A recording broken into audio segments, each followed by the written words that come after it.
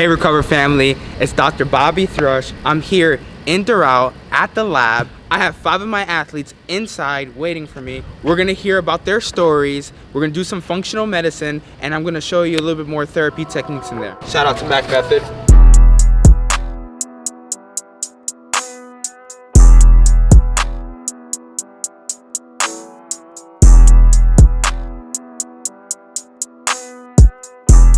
What up, y'all? It's Monty The Boy King. I'm over here at the lab today. We're getting some recovery work done by Recover.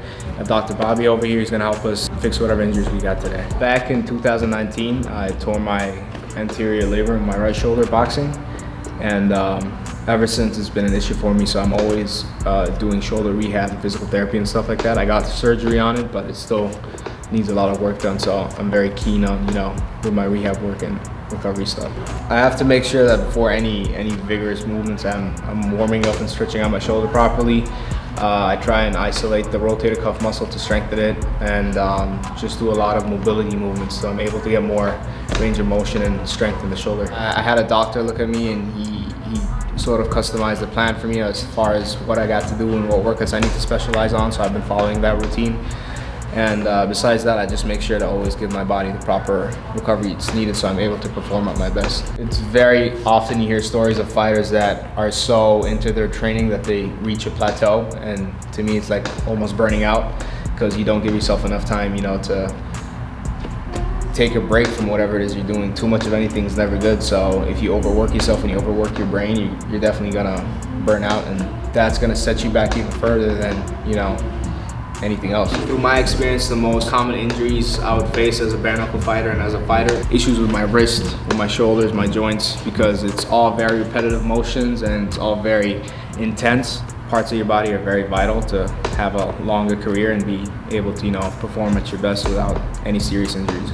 Because regardless of whether you want it or not, you will get injured.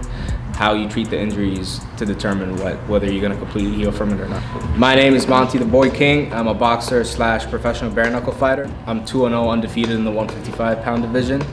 My fitness goal is just to be able to perform at 100% and become a world champion in whatever division I step foot in. I'm gonna do some cupping.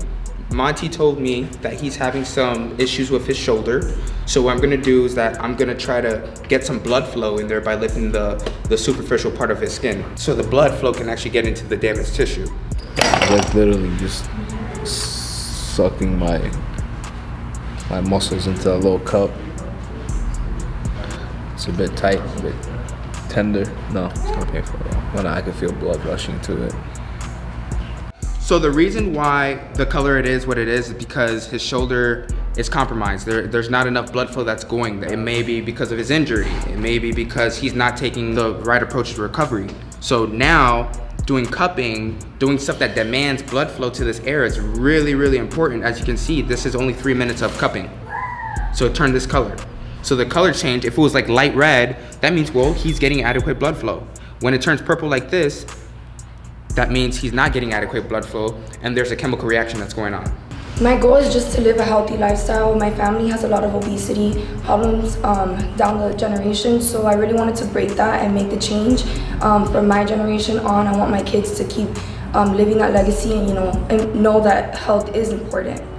My name is Amanda Pina. I'm from Miami, Florida, and I just wanted to start working out to improve my health and make sure that I'm living a healthy lifestyle. Being a student and wanting to go into the medical field, I've always felt really stressed, and all those hours of studying kind of leads you to live a sedentary lifestyle where you always have to be sitting to study, and sometimes you start eating bad. So I really thought that it was important to start living a more active lifestyle, and even though I'm not a full athlete and I'm not going to be competing, it's still really important that I feel healthy, so that way when I am studying I can give my maximum effort and not have to be worrying about that stuff. So honestly, in the last year I've only focused on really working out to get my physique where I want it to be, and I haven't been focusing as much on my recovery, which is something that I want to start doing because I am starting to feel pains on my hips and my shoulders, so I know that I need to start taking recovery way more seriously. Honestly, during my workouts, that's when I feel the most freeing. During my workouts, I feel like my mind is free and I don't have to be worrying about school and studying and all the other responsibilities I have. So during my recovery, I try to focus also on what I'm going to be doing next. the next day, so that if I'm ever stressed, I just look forward to my workouts and what I'm going to be doing to recover today, so that tomorrow my workout feels even better. So she has tight hamstrings, so we're stretching it out with some deep stretch. If I don't put pressure on the bottom of your foot, is the stretch as intense? No. No. But once I do press down, it's more intense. Yes. So just like what we said on the other video, the fascia layers, they're all connected. Not only is that her hamstrings tight, it could be stemming from the foot. You know, so we're trying to work the whole back of the fascia. She does a lot of legs. So I'm going outside so I can get a little bit deeper in. So if I go right here, her torso stops me.